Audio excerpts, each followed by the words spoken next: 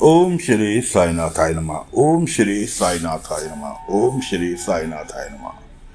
सभी साईं भक्तों को नमस्कार। साथियों, बाबा के बचपन का अध्याय चल रहा है। पिछले भाग में आपको सुनाया था कि माई और अन्ना झील के किनारे बच्चा मिला, बच्चे को लेकर घर आए। घर आ गए, अगले दिन गांव में खुसर फुसर चालू हुई। गांव के मुखिया और अन्य लोग पहुंच गए माई अन्ना के घर कि हम इस बच्चे को कैसे स्वीकार कर लें, तुम्हारा बच्चा है।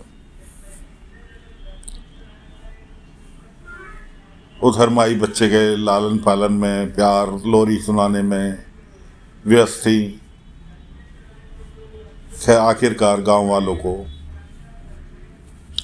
मानना ही पड़ा कि भाई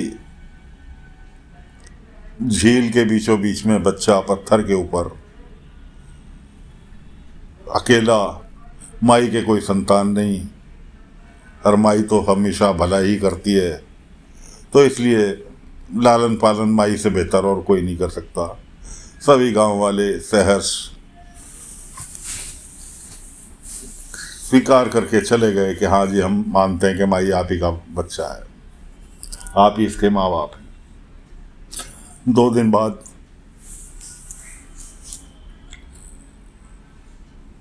उसका दावत रखी गई। बच्चे की खुशी में, बच्चे के आगमन की खुशी में दावत रखी गई। पूरा गांव दावत में आया और महंगे से महंगे सोने चांदी के तोहफे बच्चे को उपहार में मिले। शाम के वक्त शाम हो गई, सभी ने विदाई मांगी, विदा लेकर सब चले गए। उधर 2 चोर घात लगाए बैठे कि भाई अन्ना के यहाँ बहुत सोने चांदी के उपहार आए हैं, क्यों ना हाथ साफ कर दिया जाए। रात को चोर आ गए। रात को चोर आ गए, बच्चे को गले से सोने का आभूषण उतारने चालू कर दिए, लेकिन वो आभूषण नहीं उतरे। इतने में बच्चे ने हाथ पैर चलाए तो माई की नींद खुल गई और माई जैसे उठ के खड़ी हुई, कौन है कौन है कौन है। चोरों से और कुछ नहीं बना, बच्चे को उठा के भाग लिए। बच्चे को उठा के भाग लिए।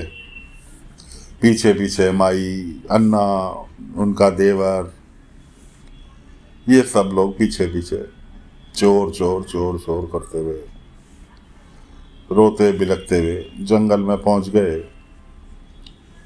उधर मौसम ने करवट ली।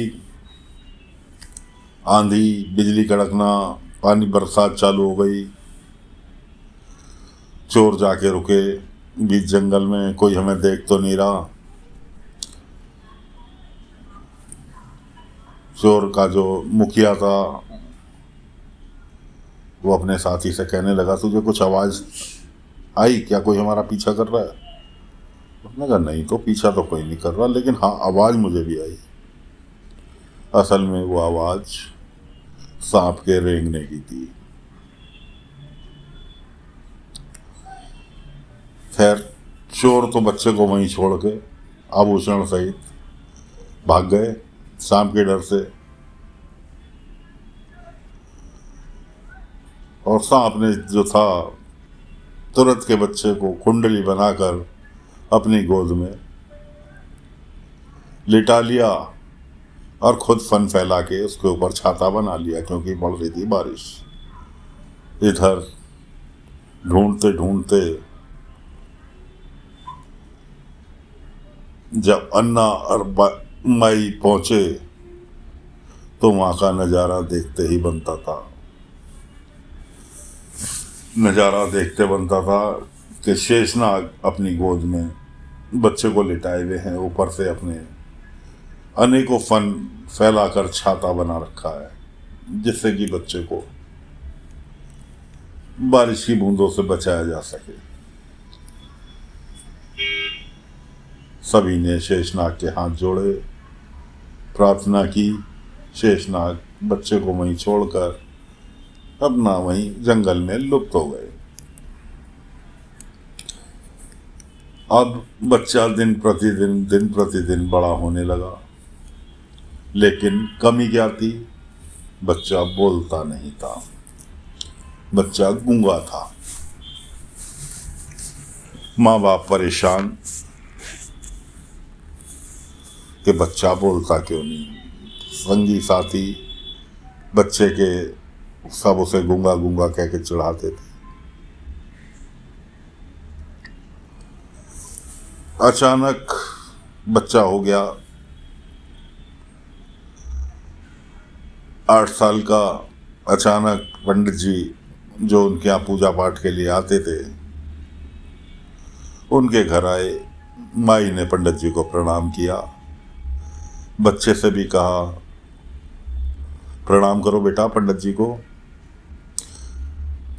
पंडित जी कहने लगे अरे नहीं माई, ये बच्चा प्रणाम नहीं करेगा हमें। क्यों पंडित जी? अरे माई, जिसको पूरा जगत प्रणाम करता हो उससे मैं कैसे प्रणाम स्वीकार कर लूं? उसको तो हम प्रणाम करेंगे। अब माई के चौंकने की बारी थी। माई को अनुभव तो था कि बच्चा कुछ दिव्य है, कुछ संसारिक बच्चों से अलग है। लेकिन पंडित जी ने जब कहा तो माई ने भी उनकी बातों में कि ये बच्चा तो दिव्य है। मुझे सपन में दर्शन आए हुए कि ऐसे ऐसे तुम्हें एक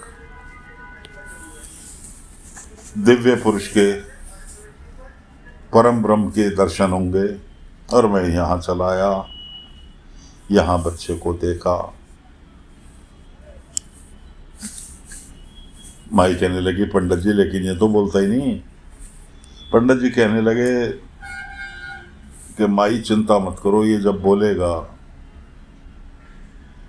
तो पूरा विश्व इसके प्रवचनों की इंतजार करेगा। विश्व का कल्याण करने के लिए बच्चा इस संसार में आया है। और माई चिंता ना करो, बहुत जल्दी ये बोलेगा। 2 दिन बाद मैं इसका उपनयन संस्कार यानी जनेऊ वगैरह का कार्यक्रम विधि करता हूँ, उसके बाद ये बच्चा बोलेगा।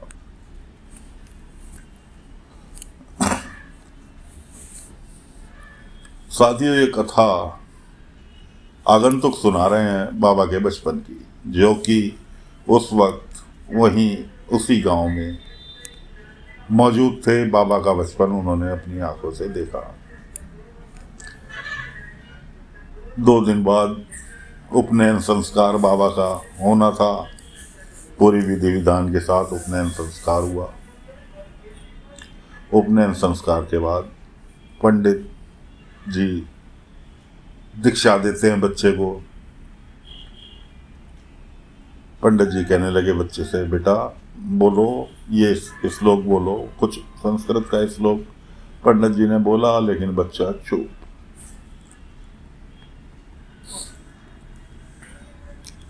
बच्चा चुप। पंडित जी ने 2-3 बार आग्रह किया लेकिन बच्चा चुप।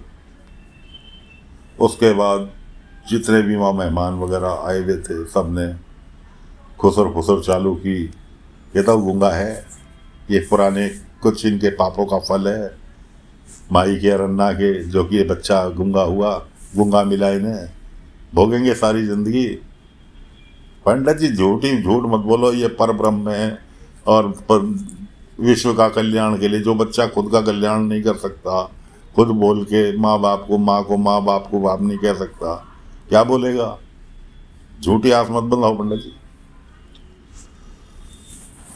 भाई उधर तो ये लोग बातचीत कर रहे थे, एक दूसरे से बुराई कर रहे थे। उधर आकाश में बिजली कड़कना, आंधी पानी बड़ी भयंकर। पंडित जी कहने लगे, तुम लोग जिस विधाता की, जिस पर ब्रह्म की बुराई कर रहे हो, ये आंधी पानी अग्नि, हवन की आग जल रही थी वो भड़क रही, ये उसका अनादर नहीं सहन कर पा रहे, इसलिए ये चाह रहे हैं कि तुम्हारा सर्वनाश कर दें। आंधी पानी अग्नि तूफान ये सब चाह रहे हैं कि तुमने इस बच्चे को कुछ कहा है, इसकी बुराई की है, तुम्हारा नाश कर दें। अब पंडित जी ने बच्चे से प्रार्थना करनी चालू कर दी। हे परम ब्रह्म, हे विधाता, हे सर्वशक्तिमान, हे गुरुदेव, आपकी प्रार्थना कर रहे हैं कि कुछ बोलिए, कुछ मुंह से बोलिए, वरना ये आंधी पानी ये सब जनता का नुकसान कर देंगे, जो कि आपको मंजूर नहीं होगा। कुछ तो बोलिए। सब कुछ, हर कोई आपकी आवाज़ सुनने के लिए व्याकुल है। ये बिजली पानी बरसात ये सबको रोकिए, कुछ तो बोलिए। इस तरह से पंडित जी बालक की विनती करने लगे। बालक गए ने आंखें बंद की, ध्यान मग्न हुआ, और उसके बाद जो उसके मुंह से शब्द निकले वो वेद के श्लोक थे। जो चारों वेद हमारे इस संसार में हिंदू ग्रंथ के रूप में है, उसके चारों वेदों के श्लोक उस बच्चे के मुंह से निकलने चालू हुए। अब तो हर किसी की आंखें खुली की खुली रह गई कि कल तक जिस बच्चे को गूंगा मान रहे थे, बोला तो क्या बोला कि वेदों के श्लोक क्यों। पंडित जी तो वहाँ ज्ञान के लिए बैठे थे। पंडित जी कहने लगे, सुन लो, जो बच्चा कल तक आज अभी तक नहीं बोला, वो बोला तो क्या बोला, चारों वेदों के श्लोक। तो दोस्तों, बाबा ने सबकी बोलती बंद की, और उसके बाद बाबा ने बच्चे को, बाबा नहीं बच्चे को कहना चाहिए, बच्चे ने डेली अपने पंडित जी के साथ में भगवान जी की स्तुति करनी का काम सौंप दिया गया। मंदिर में प्रतिदिन बच्चा देव स्तुति करता, मंदिर में, घर के अंदर पूजा पाठ में श्लोक वगैरह पढ़ता रहता। मतलब कहने का ये कि बच्चे ने रखा हुआ था मौन व्रत 8 साल की उम्र तक। वो मौन व्रत टूट गया। उधर बाबा जहाँ दूर सूखाग्रस्त गांव में गए हुए हैं, शिरडी में नहीं है, वहाँ अगले दिन सभा होनी थी। सभा में बाबा पहुँचे तो वहाँ पूरा का पूरा गांव इकट्ठा था। मुखिया गांव का और पंडित। यदि 100 पेड़ों की लकड़ी चाहिए, यज्ञ होगा, सूखा पड़ा हुआ है। बाबा कहने लगे, भाई तुम ये क्यों भूल जाते हो कि जिन पेड़ों को तुम काट रहे हो, 100 पेड़ों को काट रहे हो। तुमने अपने गांव की हालत देखी है? हरियाली के नाम पे 0, और तुम और 100 पेड़ काट रहे हो। तो इस तरह से तो तुम्हारा जो सूखा पड़ा हुआ है वो दिन प्रतिदिन बढ़ता जाएगा, घटेगा नहीं। पंडित भड़क उठा, पकड़ के फेंक दो इसे बाहर, फकीर को, कौन सा आ गया, और तेरी हमने राय मांगी है यहाँ पे, ये वो। लेट है तो वो कहा, फेंक दो इसे उठा के बाहर। पहले 4 जने आए, 4 जनों से नहीं हिले, 4 के 8 हुए, 8 के जितने वहाँ लठैत मौजूद थे मुखिया के, सबने कोशिश कर ली, लेकिन बाबा को वहाँ से हिला नहीं पाए। पंडित आया, आज तो छोड़े दे रहा हूँ, अगली बार मेरे काम में टांग ना अड़ाई हो, ऐसे कह के पैर पटकता हुआ पंडित निकल गया वहाँ से। लेकिन बाबा ने अपना प्रयास जारी रखा, लेकिन कोई भी गांव वाला सुनने के लिए तैयार नहीं, पेड़ की कटाई बंद करने के लिए तैयार नहीं। देखते हैं आगे क्या होता है उधर शिरडी में।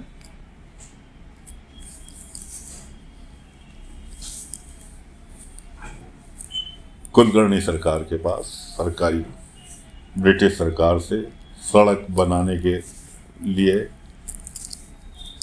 कुछ अधिकारी आए जो कि गांव वालों को समझाने चाहते थे सड़क परियोजना के बारे में, लेकिन गांव वालों को बुलाया भी लेकिन गांव वाला कोई नहीं आया। क्यों? गांव वाले सब आगंतुक बाबा के बचपन की कथा सुन रहे हैं। कुलकर्णी के ऊपर अंग्रेज सरकार के अधिकारी भड़क उठे और चले गए। अब कुलकर्णी जो थे पुलिस वालों को लेके पुलिस चौकी से पहुंच गए द्वारका माई। अरेस्ट कर लो थानेदार साहब इसे, इंस्पेक्टर साहब अरेस्ट कर लो इसे। किसे अरेस्ट कर लो? जो आगंतुक बाबा कथा सुना रहे थे। कि इसने गांव वालों को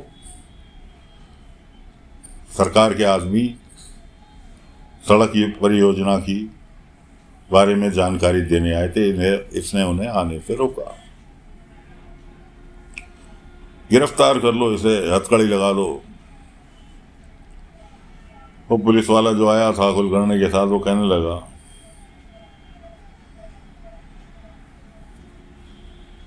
उन आगंतुक बाबा से कि अच्छा आप ये बताओ तुम्हारी नज़रों में ये जो सड़क परियोजना का काम सरकार कर रही है ये सही है या गलत है?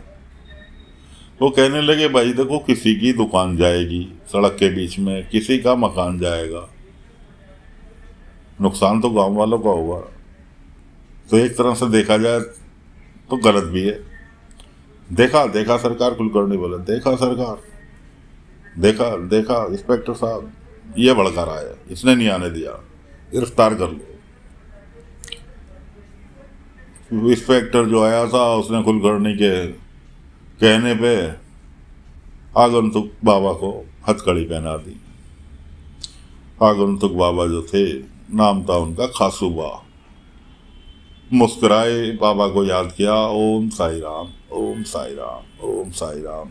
जो हथकड़ी बाबा उनके हाथ में पुलिस वाले ने डाली थी वो फूलों के गजरे में तब्दील हो गई। अब तो कुलकर्णी की हवा खराब हुई। देखा इंस्पेक्टर साहब काला जादू, इसका ना होने के बाद भी काला जादू यहाँ मौजूद है। अब उठ के आना पड़ा नाना साहब चांदोलकर को, नाना साहब चांदोलकर को आना पड़ा। कहने इंस्पेक्टर से कहा इंस्पेक्टर साहब ये बताओ क्या किसी भी चीज़ के लिए राय रखना गुनाह है?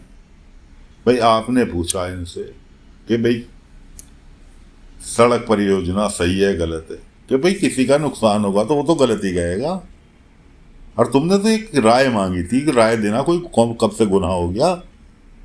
दूसरी चीज अरेस्ट करने के लिए, किसी को अरेस्ट करके लेके जाने के लिए वारंट नाम की भी चीज होती है। क्या तुम्हारे पास वो वारंट है तो दिखाओ।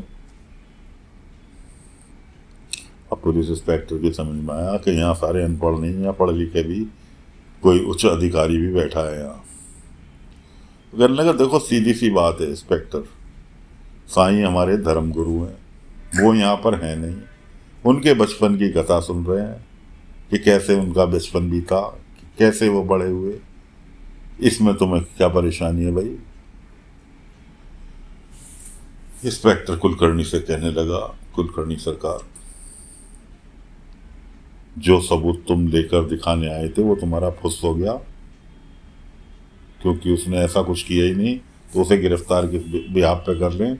दूसरी चीज़ कचहरी अगर ले भी गए तो मजिस्ट्रेट उल्टा हमें धमका के भगा देगा, इसलिए चलो यहाँ से।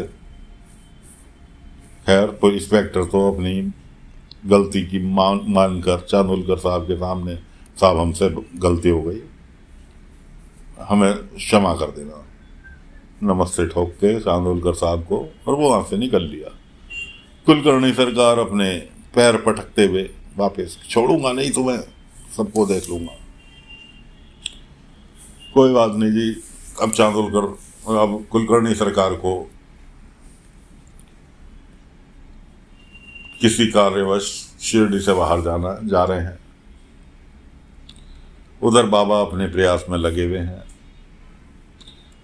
इधर बाबा के बचपन की कथा अभी और बाकी है, लेकर अगले अंक में हाजिर होंगे। तब तक के लिए आज्ञा दीजिए। ओम साई राम, ओम साई राम, ओम साई राम।